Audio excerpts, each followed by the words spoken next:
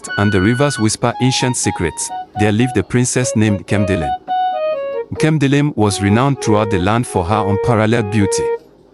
Her skin was as smooth and rich as the finest mahogany, her eyes sparkled like the clearest of the Niger River's waters, and her hair flowed in thick, black waves that framed her regal face. But despite her beauty, Princess Kemdelim was known for something else, her rudeness and arrogance. Born into royalty, she was the daughter of his Equim, a wise and just king, and Queen Amora, known for her kindness and grace. Kemdelim had been doted on from birth, receiving everything she desired. This, however, had fostered in her a disdain for those she deemed beneath her, servants, villagers, and even her own family. The princess was feared more than she was loved, for her sharp tongue and cruel words could cut deeper than any sword. One day, as the sun hung lazily in the afternoon sky, an old and wise elder named Nwosu visited the palace. He had come to offer counsel to the king, but he could not ignore the behavior of the princess, who had rudely dismissed a servant in front of him. With a heavy heart, Nwosu approached Kemdelim. "Princess," he began, his voice gentle but firm, "beauty is a gift, but it is fleeting. Without kindness, it becomes a curse.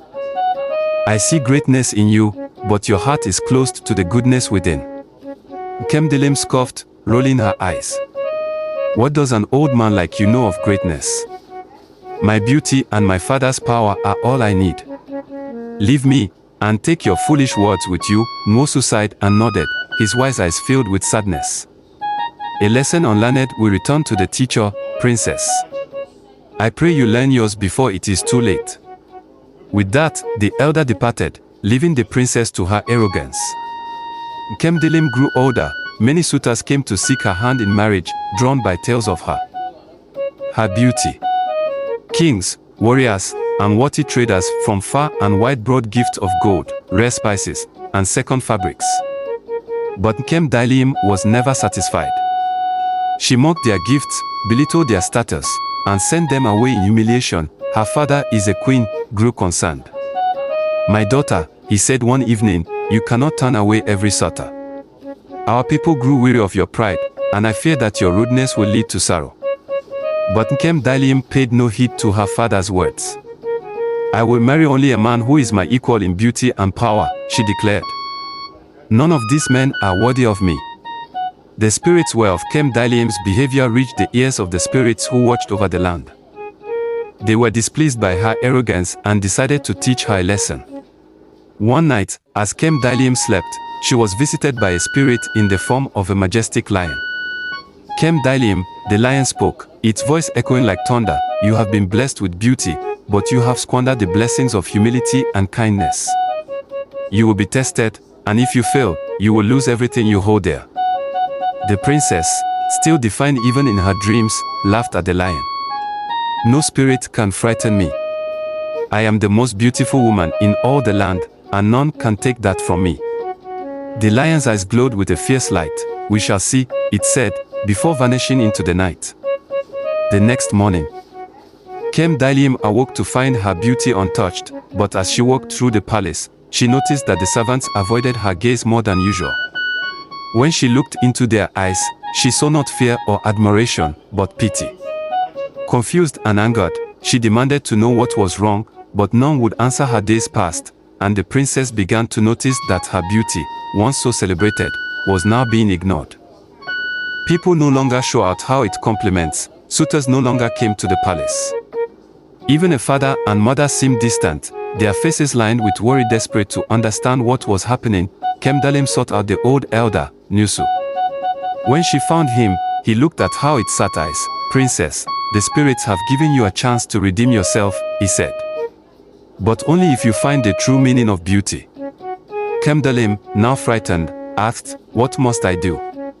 "You must leave the palace and live among the people you have scorned," Nwosu instructed. "Only when you learn humility and kindness with your true beauty return," Kemdelim obeyed. She left the palace and traveled through the villages and forests, disguised as a commoner. At first, she struggled, for she knew nothing of the hardships of life outside the palace. She stumbled through the days, her pride making her journey even more difficult, but as time passed, she began to see the world through different eyes. She witnessed the struggles of the villagers, the strength of their communities, and the kindness they showed to one another, even to strangers like her. Slowly, her heart began to soften. One day, Kemdalim came upon a village that had been struck by a terrible famine. The people were starving, and many had fallen ill. Remembering the lessons she had been taught, Kemdalim chose to stay and help. She shared the little food she had, tended to the sick, and walked alongside the villagers to plant new crops. As the seasons changed, so did Kemdalim. The villagers grew to love her, not for her beauty, but for her kindness and humility. And as she embraced these virtues, something miraculous happened. Her beauty returned, but this time it was different. It was no longer just her outward appearance. Her beauty radiated from within, the reflection of the goodness she had discovered in her heart. When she finally returned to the palace, her parents were overjoyed to see her, not just because she was beautiful again, but because she had become the wise and kind leader they had always hoped she would be. Isekwim, with tears in his eyes, declared, "My daughter, you have truly become a queen. Your beauty now reflects the greatness of your heart."